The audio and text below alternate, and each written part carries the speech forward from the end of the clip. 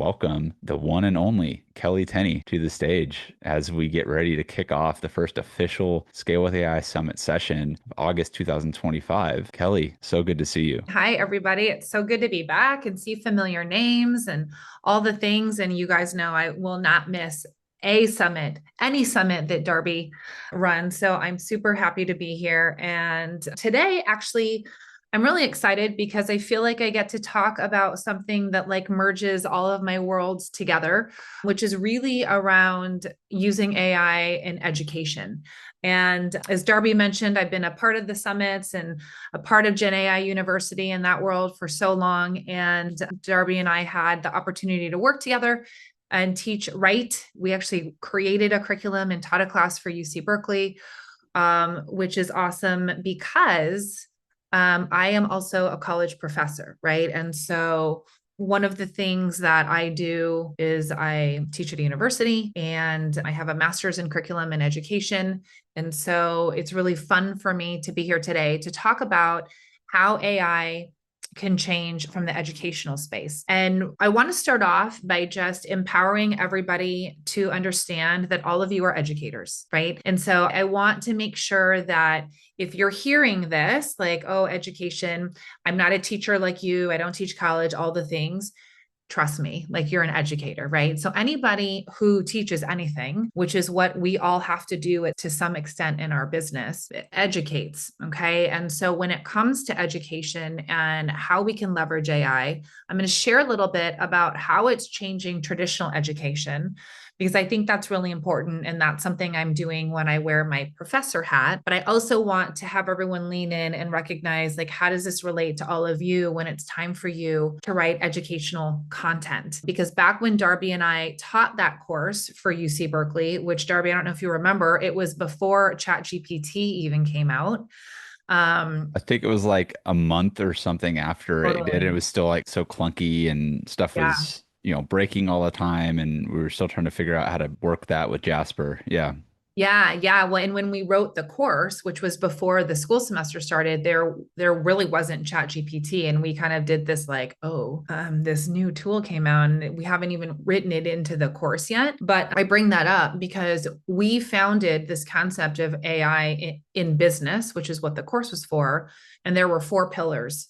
And education was one of the pillars, right? And so again, I just want to like bring this full circle and help everybody recognize that we all need to write educational content in our business. And so this is going to apply to things that you do as well. So I'm going to kick us off with just sharing a few things around just traditional education. I'll apply it to how this looks when we're educating in business as well. And then I'm going to do some sharing and some demonstrations around what this looks like using simple tools like Gamma, which has really become a game changer in education, and things like that. So let me kick us off. You know, the teacher and me had to make slides. It's like a thing. But I want to talk about scaling, okay, right? Because this is the Scale with AI Summit, and education in all purposes is not often an easy or quick process, all right? Whether we're talking about, me teaching, I just wrote an AI in healthcare course for California State University, Long Beach, which I'll be teaching in the spring, which is super exciting. But like the practice of actually creating curriculum. So if you think about the summit, right? If you think about back before AI, if Darby was to say, I want to do like a scale your business summit, think about how long it would have taken to come up with what are the themes? What are the topics? I wonder what my people, my audience wants. Who should I speak?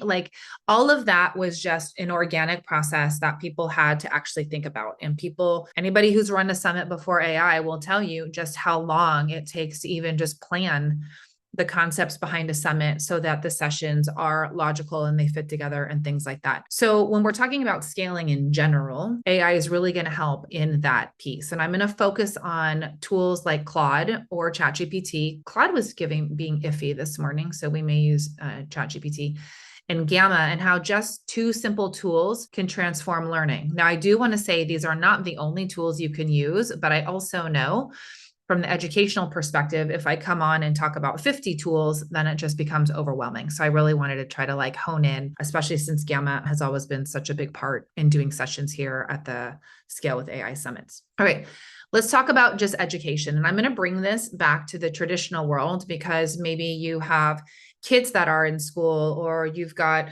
kids in college, right? But like, I want just to think about this whole world of education because yes, this is about how do we scale the way we educate, but I want you guys to see the impact on a bigger scale. And because I'm in that world, I have kids that are in middle school and high school.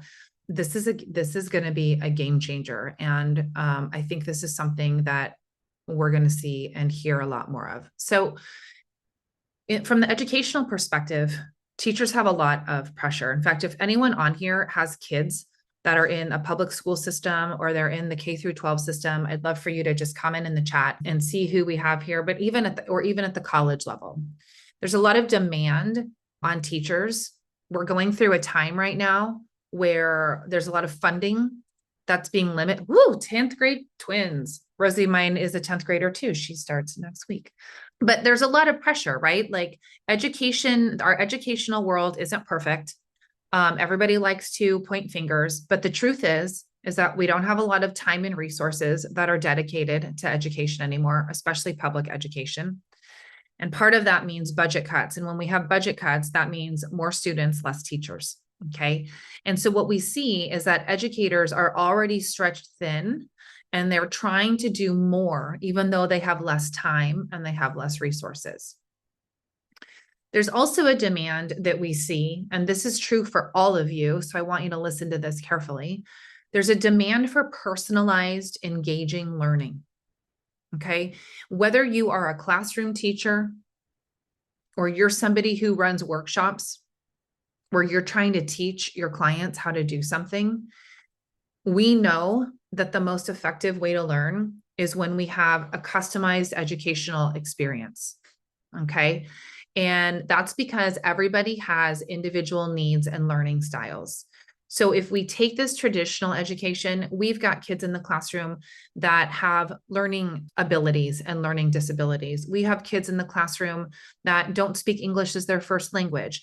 We have kids in the classroom that read at a 10th grade level, and the person sitting next to them may read at a 5th grade level, right? So we've got all of these different levels of learning, and that translates into adults, okay? Because unfortunately, in our public school system, somebody, for example, who struggles with reading is more than likely to always struggle with reading because of the lack of resources that we have in the classroom. So that means you potentially have clients that don't do well with PowerPoints like this, that have a hard time listening for more than 15 or 20 minutes. You have different learning styles. You have people who are auditory learners, meaning they can just sit there and listen and absorb all the things. You have people like me who need slides, because if you tell me something, I'll forget it 5 minutes later if I don't see a picture, if I don't write it down, right, and things like that.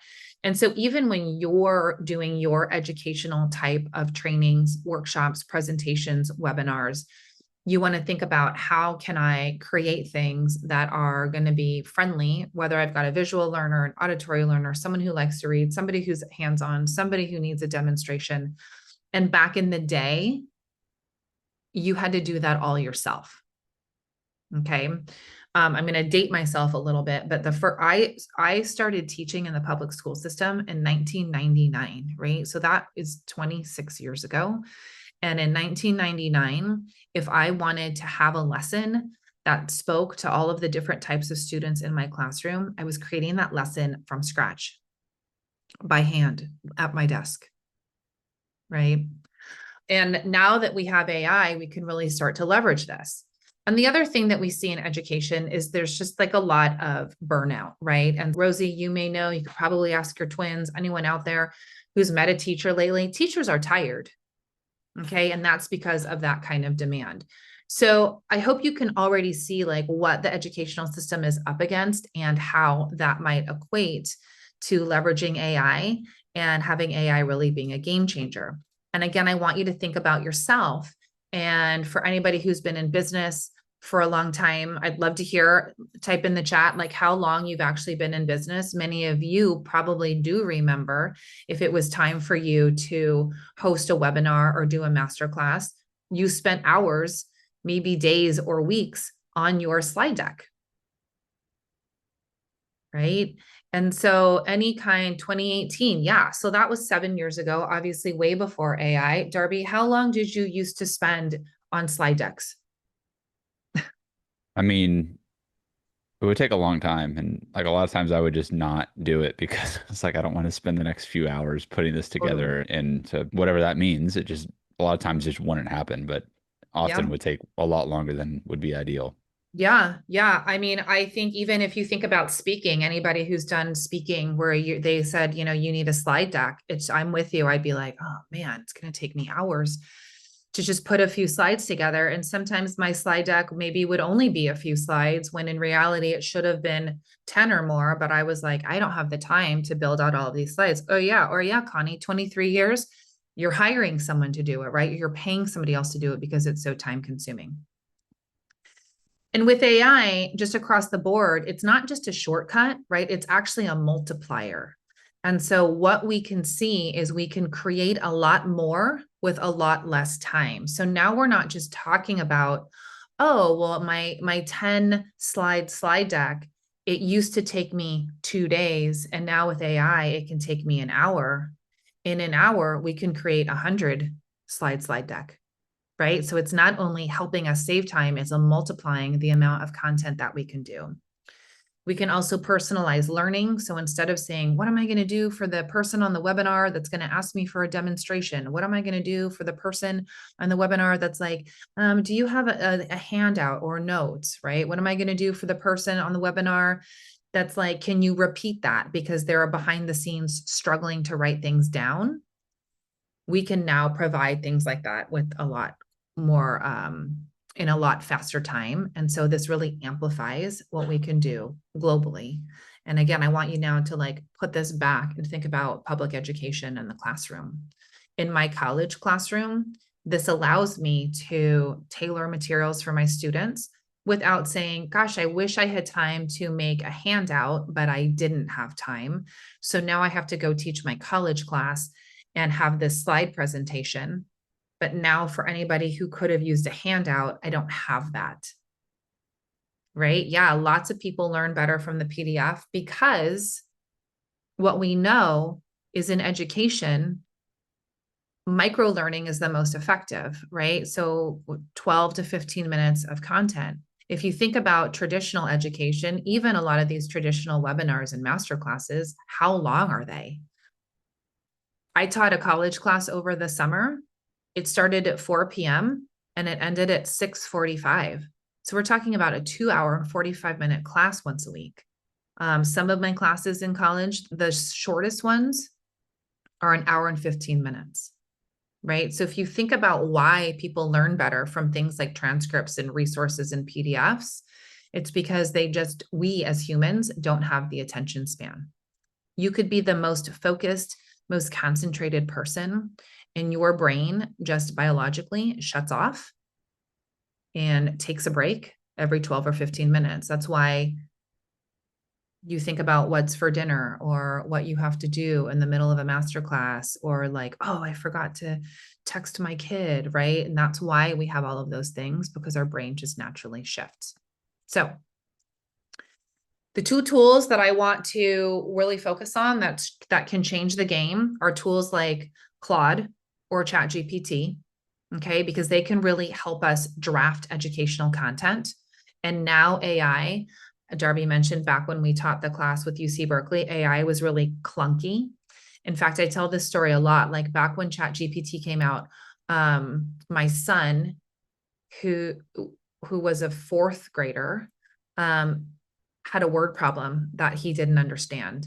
And I'll be honest, I like to pride myself in being good at math. But when I saw the word problem, I was like, what?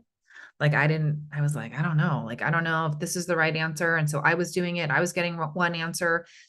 I don't know if you remember when you could look in the back of the book for the answers, like in a math book, and like they'd only show you like the odd answers, right? So we looked at the answer in the back of the book and it was a totally different answer. So do you know what I did? I gave that word problem to ChatGPT. And I said, solve this word problem. And bless ChatGPT's heart, back in the day, it could not solve the word problem, right? But now things have changed. And so now these tools are actually smarter. They have human-like intelligence. They can generate a ton of things if you give it the content, everything from materials to your learning objectives, resources, workbooks, key points, objectives, right? All things that we should have when we're doing trainings and master classes and webinars. And a lot of people don't do them because they're like, I don't know how, or to Darby's point, they know they should, it just takes too long. And then we've got tools like Gamma that really help us bring the visual part of our educational trainings to life, whether that's visual presentations, being able to take a text and turn it into slides. And Gamma's doing a great job really trying to build out their tools with educators and creators and things like that in mind. And they 100% are going to change the game. Okay. So I'm going to do a couple demonstrations here. And again, from everything from developing courses in a short amount of time to building interactive lessons and slideshows for all of us, right? Like for me in the classroom and for all of you, when you're doing any type of educational training, not only is it going to accelerate what you can do, but it's also going to allow you to create more, right? So it's just not about saving time. It's also about now you can give more to the people who are learning from you than you could have before. And for me, as an educator at heart, like that's important, right? Like if I can give my college students 10 more engaging slides because I don't have to spend 5 hours adding those slides. Now I'm enriching their education, right? Like now I'm doing a better job as a teacher in the classroom. And of course, that's true for your clients as well. Yeah, totally helps you add more value. And, you know, Darby, you like hit the head on the nail. And I guarantee you there's teachers that have said the same thing. Like, yes, I've done slides, but they're so time consuming that sometimes it just doesn't happen. And I can't tell you as a teacher, for those of you that don't know, I taught 7th grade health in the classroom for almost 16 years. So that's like where I lived before I came into entrepreneurialville. But there were tons of times where I'd be like, okay, this is the chapter we're reading in the health book. Oh, the chapter is boring, or oh, a lot of my kids struggle with reading. I'm in California. We have a lot of second language learners. And then I'd be like, oh, I could do a PowerPoint and it could be interactive and I could add more graphics and I could shorten the text and just make bullet points and they wouldn't have to read it like an entire chapter. And sometimes it wouldn't get done because that would mean, you know, hours of putting that presentation together. And like now all of that has changed, which is really cool. Okay. So what I'm going to do is I'm going to share my screen. Let's see how Claude is holding up today. It was kind of timing me out earlier, and we can all, like I said, we can use ChatGPT. I mean, all of it, Gamma, all of it, or not Gamma, Gemini. I think all of it, all of our AI platforms are strong enough to be able to do this. But okay, so I'm going to start with a blank canvas. And what I'm going to do is I'm going to give it a file. I'm actually going to give it a book. Okay. So let's pretend that either you've written a book. Let's pretend there's a book that you have, you base a lot of your methods on, right? Or your systems. Maybe it's a book that you use as a foundation. For me in the classroom, obviously I use a lot of textbooks, but I'm going to just pick this one. This one isn't an educational book. It's a book about running. Okay. And I have a PDF version of the book. And so today with ebooks and things like that, most of us have files of our books. And I'm going to ask it, and this is literally the workflow that I do in college and or when I teach a workshop that has foundations from some kind of educational resource or some kind of other book that's been written. If you, I don't know, if you teach based on like Think and Grow Rich thoughts, like this is something that you could do to embed in your webinars. But I'm first going to say,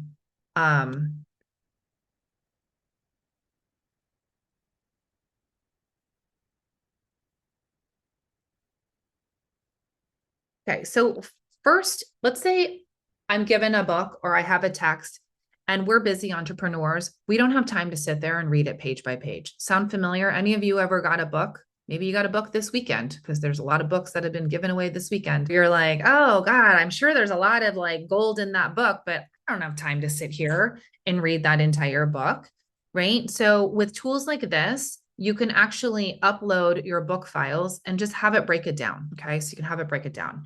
And that is a matter of minutes. And obviously, reading a book like this probably would have taken me, well, probably would have taken me 2 years because I hardly get time to read, but it would have taken time. Now, from the educational standpoint, okay, I can take this and I can say, let's pretend this is my textbook. I can have it create a syllabus with the course outline and objectives. Right. In education, we're really big on objectives, able to know exactly what the purpose is that we're teaching. Now, I'm going to tell you, when I started teaching college, 17 years ago, it took me probably 3 or 4 hours to write one syllabus for one class. Okay. And I taught, like, I teach 5 classes, I teach 5 college classes. So you can imagine the time and effort that it takes to build out an actual syllabus. And if you don't remember what a syllabus is, you got to like think back to those college days where you got those like thick 10, 12 page downloads or files, right? With all of the things. And you can see here in a matter of minutes, I was able from this text to actually create a course syllabus. If I was going to create a course on running until you're 100 years old, it's now pulled out everything from that text. And it's not only pulled out objectives. You guys, this is crazy. This makes like my teacher self just geek out. It doesn't just create objectives. It broke them down into the types of objectives. It's telling me that like from this text, they're going to have knowledge, they're going to develop skills, and they're going to be able to apply some of these things to what they're actually learning. Okay. Now, Darby and I, when we taught that course for UC Berkeley, the first thing they asked us for was a syllabus, right? Like, what does it look like? And it's something that when you teach, if for anybody who wants to teach or who wants to create a course, this really up levels your authority and your expertise from the educational perspective. Imagine how impressed you'd be if you actually purchased a course from an entrepreneur where they were like, well, here's the syllabus for the next 12 weeks of modules that you're going through. Okay, just think about, I know that it's not common, and it's not common because it takes a long time, but not anymore.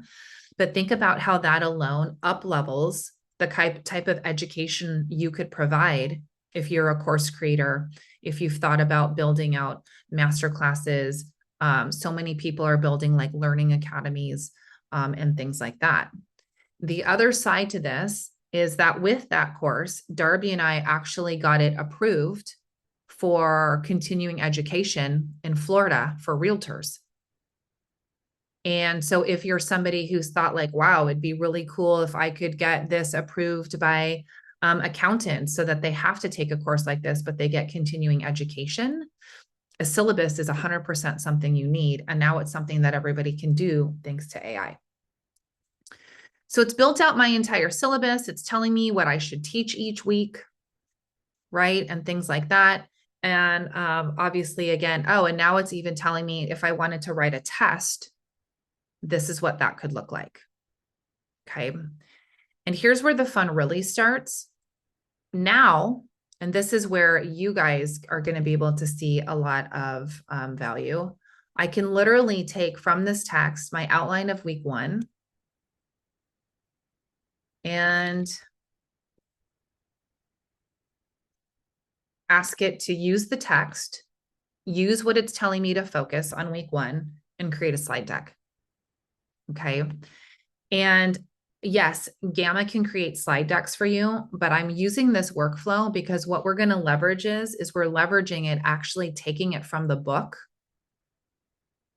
versus going into Gamma first. And like, maybe we'd have to like copy the book, right? So this essentially is now what we can take and we can give to tools like Gamma to now turn this outline that it's pulling right from this textbook and move to create a slide deck, right? And it's going to tell me, I don't know if you've noticed this, Darby, but like tools, like I was using Chat GPT this morning and it actually said, do you want me to write it in a format so that you could put it into Gamma? Right. That's pretty cool. Yeah, which I haven't used Chat GPT lately, but I was kind of testing both of those. I don't know if Claude will do it. Yeah, it didn't. But if you look here on my Chat GPT, it literally says I can structure these for Gamma. And if you guys know Gamma, it uses the little dashes to know what the page breaks are.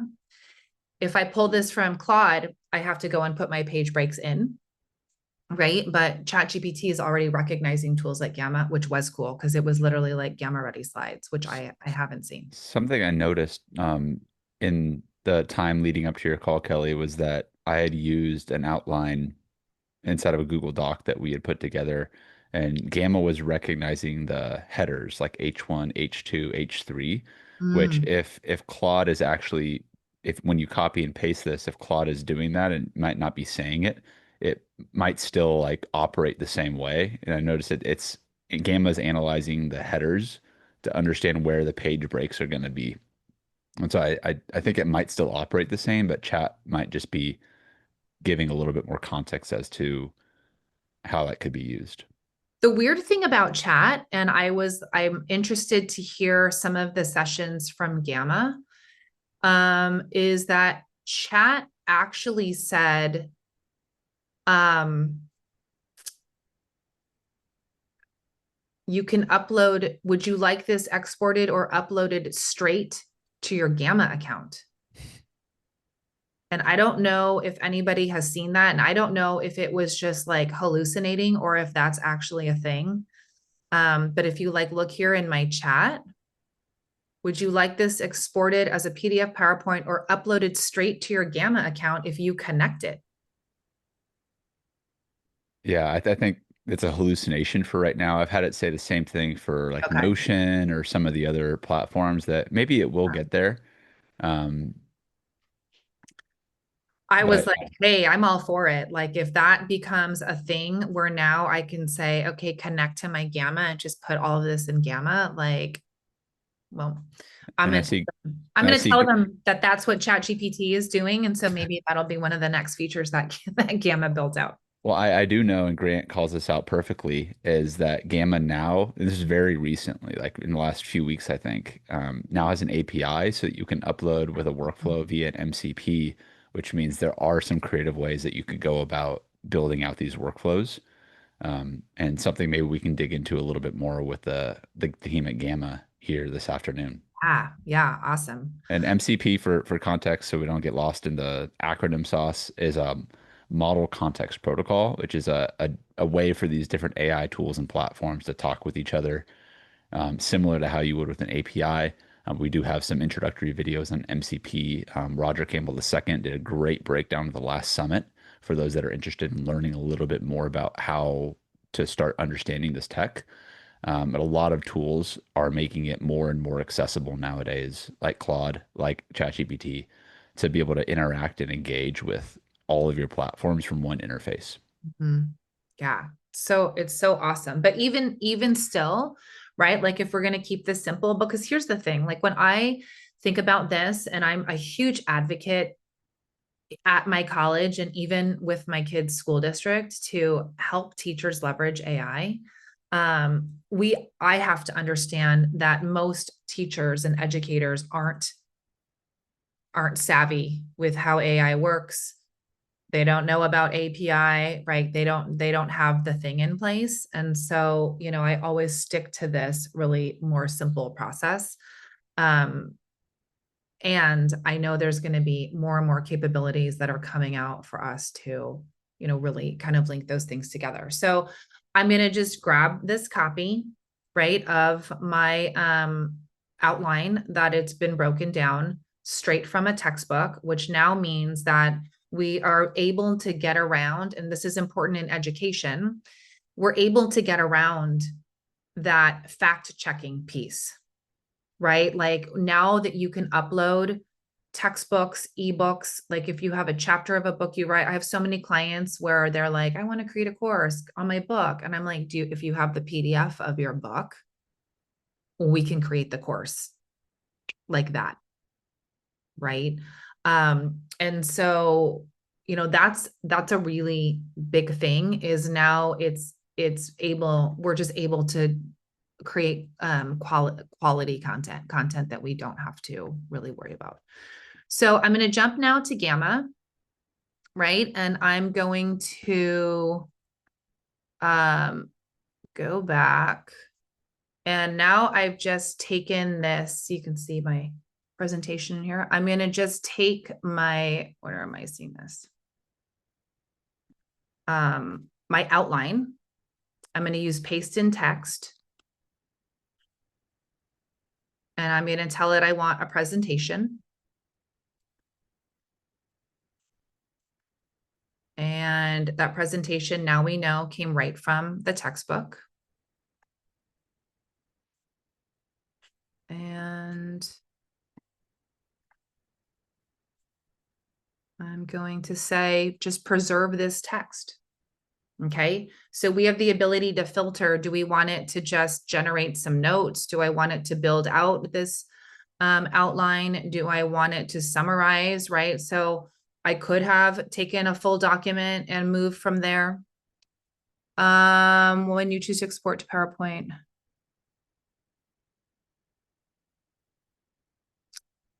So for me, from the educational sense, it's easier I just by default export it to a PDF or a PowerPoint, because on the educational side, when we upload educational materials, most like educational platforms, they're more PowerPoint PDF ready, right? Versus like doing a share link in Gamma. In fact, the other day I actually used a share link in Gamma and somebody was struggling with like opening Gamma versus just, I think it's more familiar. Like here's the PowerPoint type of thing.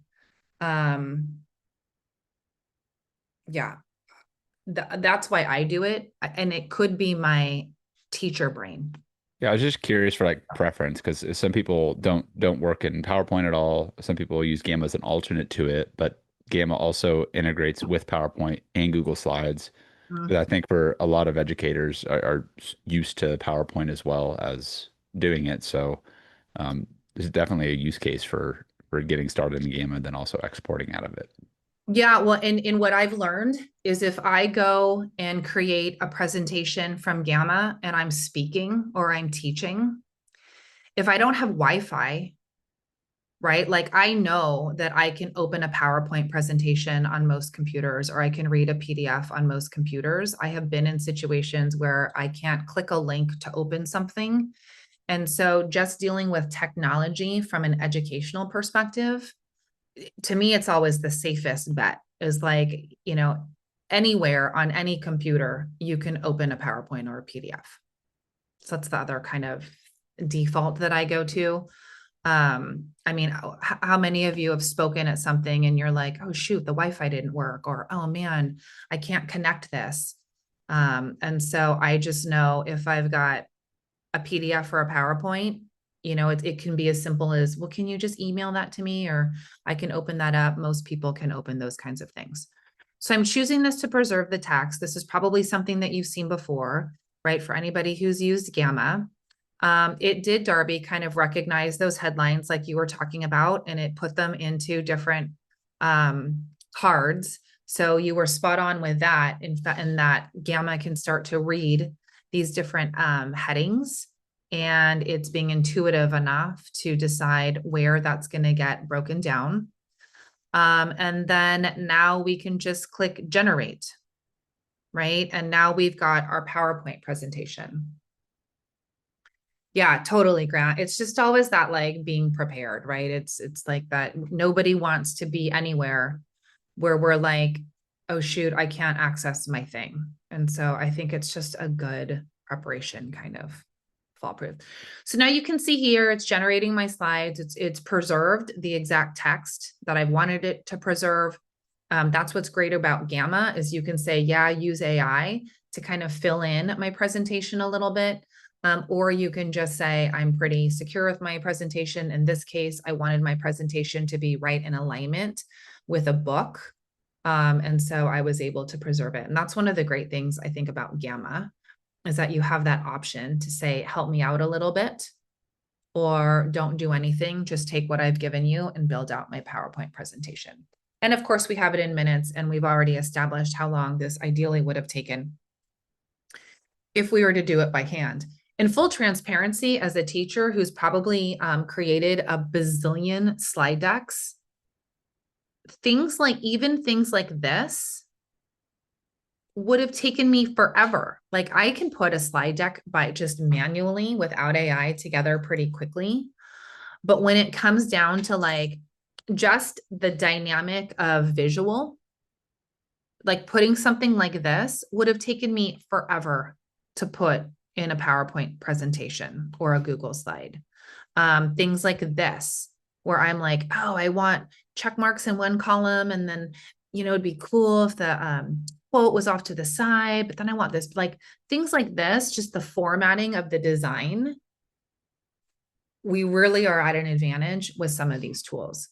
And honestly, I tell my college students, hopefully none of my department heads see this, but like I tell my college students, go write your presentation.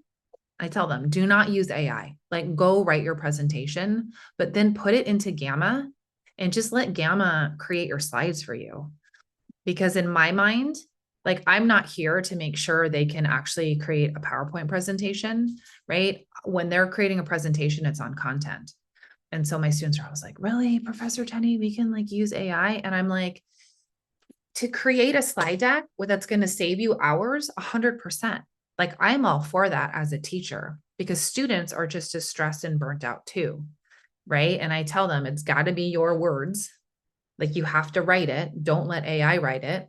And I have to embed things like it has to be a quote. There has to be a quote from your textbook, or there has to be a part where you've referenced something we talked about in lecture so that I know that AI hasn't written it. But I'm like, when it comes to your slides, heck yes, like just put it in there, then save yourself some time. Because my classes that I teach are not about PowerPoint presentations 101, right? And if you think about your own journey as a student, if you think about Rosie, your 10th graders, if I think about my daughter, like, I have to put a presentation together. I don't want her to have to spend hours on the presentation. I want her to spend hours on the content, right? That's where like the learning piece is. And so even when it comes to just kids using it and bringing tools like this into the classroom, you know, the time where building a PowerPoint presentation was something to put on your resume, that time is gone. Right. And with AI, that's just going to be, it's like it's an obsolete skill, especially with tools like Gamma. And I do think it gives even our kids an advantage to start to learn some of these things and teach them ethically how to use it. Like what I just did was ethical. Like I didn't make up anything about writing. I took it from a textbook, right? So everything is very much research based.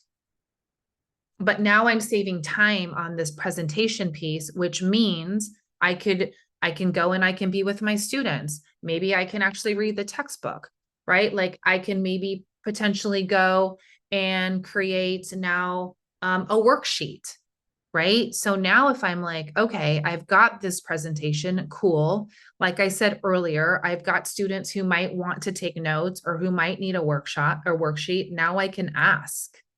Um, a worksheet for students who may have a difficult time listening, who may need to take notes, and who may need to just focus on key points. Right? So now I can actually have AI draft my resources. Right? And here's the other thing for all of you. If you're running a webinar, a masterclass, if you're creating a course, resources add value. Resources allow you to increase your price. Telling them they get a download with every module or a workbook with your $97 masterclass only gives it more value. It allows you to increase your prices. You know, think about it. Would you pay $197 for 4 video modules? I don't know, but would you pay $197 for 4 video modules with a workbook, like an implementation workbook that went with each module? Right? That's so much more value that you see. So now I've gotten Claude to help me create this. Okay, based on what my students are going to be taught, literally based on what they're going to be learning on the slideshow. It even brought up reflection questions. Oh, look, it's going, here's some next preview. How sweet. Wants me to give them like instructor information, right? And so now we can also put things like that in other tools. As you know, Gamma can create worksheets. I don't know how many of you have heard of Page Wheel, but Page Wheel is one that I've been using that actually can create like journals and trackers and things like that. So, you know, there's a lot that we can do very quickly from this. Okay. And like I said, let's say you're like, okay, well, I've got this presentation, but now I want to create some micro courses. A micro course on this chapter.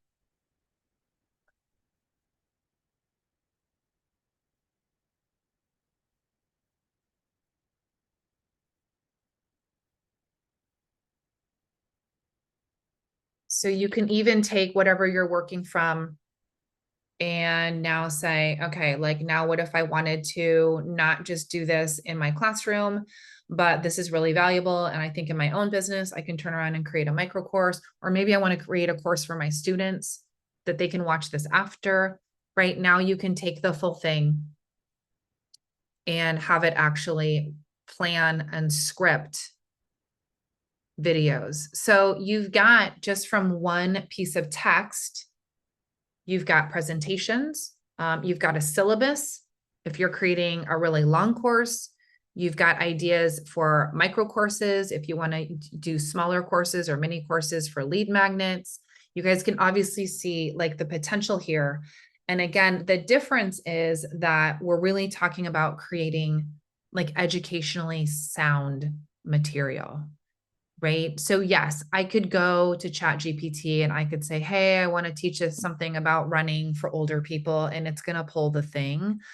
But the difference when we're talking about educational content, which needs to be based on resources, like valid resources, now we've got the ability to actually feed it that entire content, which you and I don't even have to read anymore. Right. Because again, in the old days, I was reading my textbook. And then I was taking notes. And then I was creating a PowerPoint presentation. And that's about all I was doing because that took up all of my time. And just in minutes, we've gotten our breakdown of the book. We've gotten our PowerPoint presentation. We've gotten some ideas for resources and a worksheet that could go along with that, which we can put into Gamma. You can put into Canva. Page Wheel is another one that I mentioned. And now if I wanted to go and even create a micro course, I can do that as well. So it's a really like beautiful partnership of taking, you know, AI tools like ChatGPT and Claude, feeding them some educationally sound, resource-backed material, generating tons of content, and then using Gamma as the the visual creator, right? So using Gamma as the tool that allows us to now package it in this pretty package.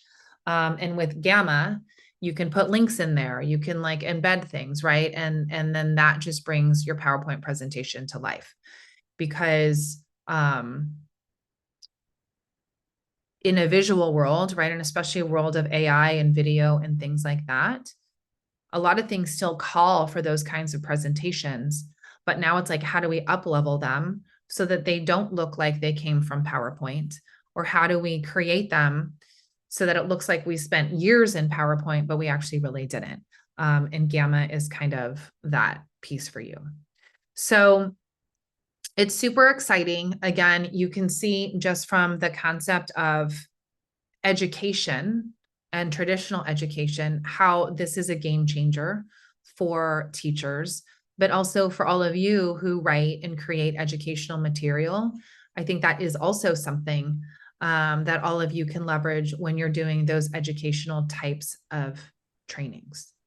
I'm going to share with you really quickly, like this is one that I actually used in one of my college classes. And think back to college, right? So like just from a teacher standpoint, think about how boring those like college PowerPoints used to be. And I guarantee for me, most of my colleagues are still sitting in like a PowerPoint or a Google slide. And for college students, how do you keep their attention? Like, you know, I want them to be like, whoa, that doesn't look like what I normally see in all of my other classes. And this is completely based from my textbook. That also would have taken me hours.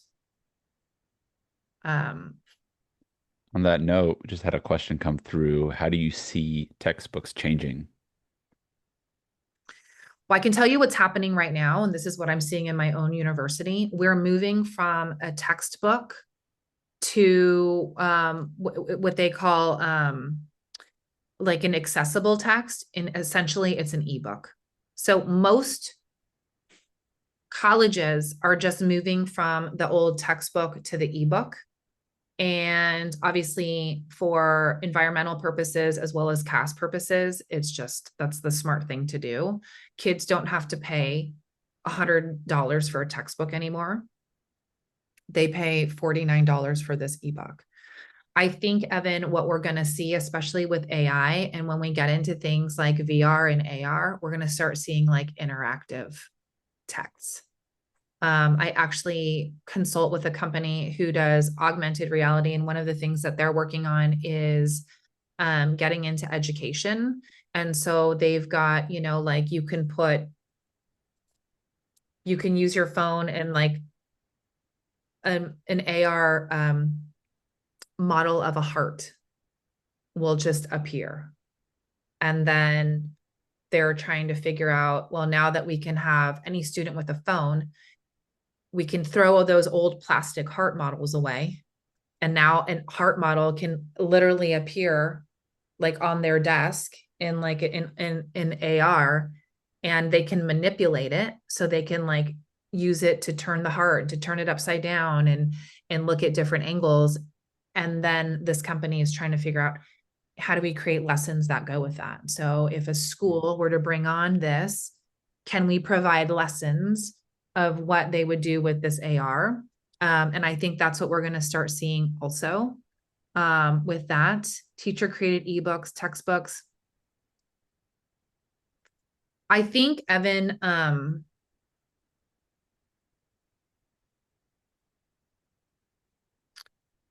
I wouldn't be surprised if we didn't see teacher created ebooks and textbooks soon, because I think in the educational world, there's still concern around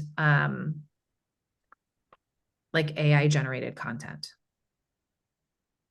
And I think the fear is, and we're seeing this a lot. I don't know how many of you like pay attention to like university stuff that's going on. We're seeing a lot of this, like Princeton professor gets in trouble for teaching slides that AI wrote, right? And I think until we get over that hump of like, it's okay, especially now that we have deep research and things like that, I don't know that we're going to see too much of teacher created ebooks and textbooks without being able to say, like, I wrote this myself. I didn't use AI. I think So, is that what's going to happen. so I'm severely dyslexic. So writing these messages is driving me crazy. Oh, But come I'm on thinking, then. yeah, I'm not thinking like you're going to do a Gamma textbook or a chat check textbook. I'm thinking more like if you're doing biology, there might be 100 different chapters, and the teacher checks and says, well, I'm going to start with this one first, this one second, only going to do 10 different topics.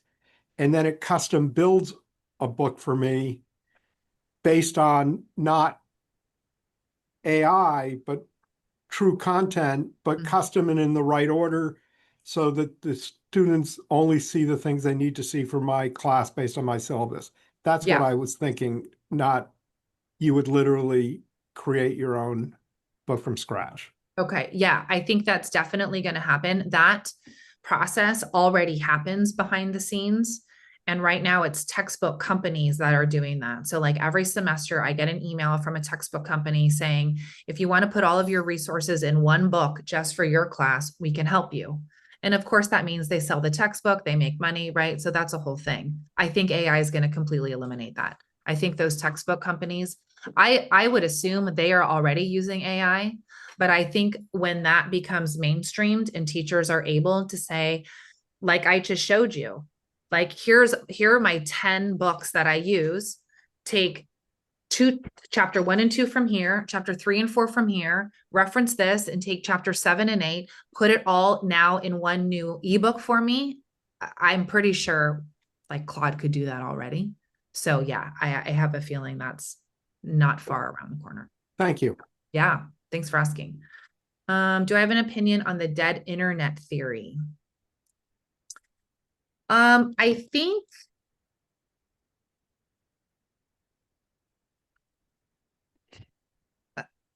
I don't know. Like I haven't wrapped my brain around that too much, right? The dead internet theory, if I am not mistaken, is that there are bots, right? That there's actually no people on the internet. It's all just internet bots talking to one another, which basically means the internet is going to be overrun with AI generated content.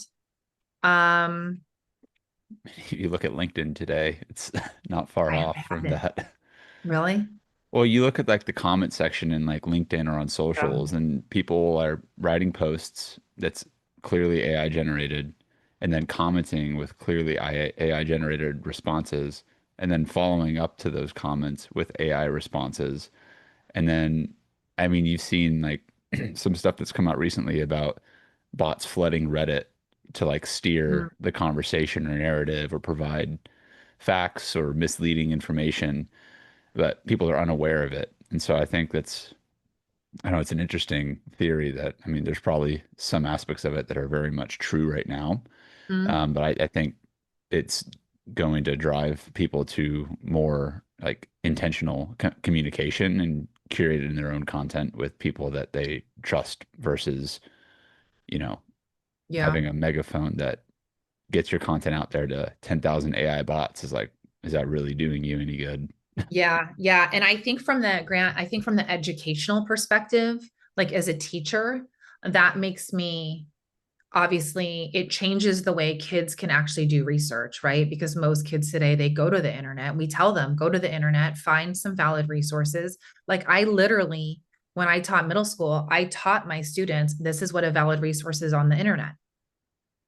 In fact, there's this page it's called the tree octopus. That's this like complete fake website about this species of octopus that lives in a tree. And it's fake, but it looks like a real site. And it was actually created by an English teacher to show his kids anyone and their mom can put up any kind of website. And that was all around these valid resources. Now I think with the internet, that's just like this idea of it's just AI generated content. It just opens that even more. But I do think the better deep research gets, that's just going to be the new way that people do research when it comes to education.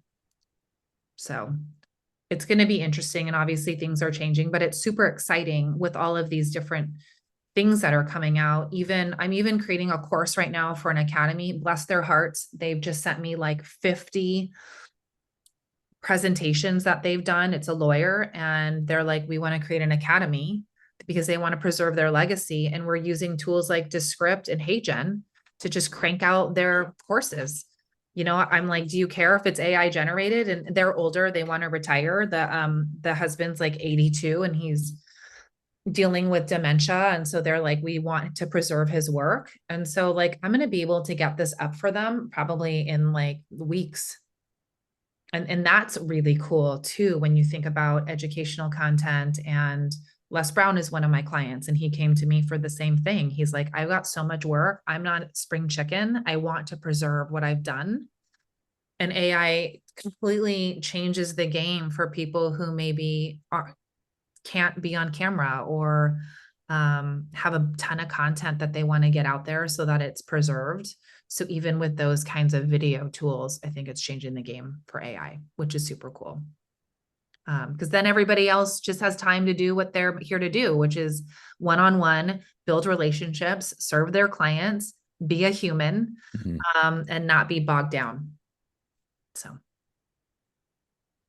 I think there's a lot to be said about how discerning you are from where you're getting your information to, and like being that much more aware that there's a lot of fake information out there, Yeah. and more of it with the more that AI content gets put out there.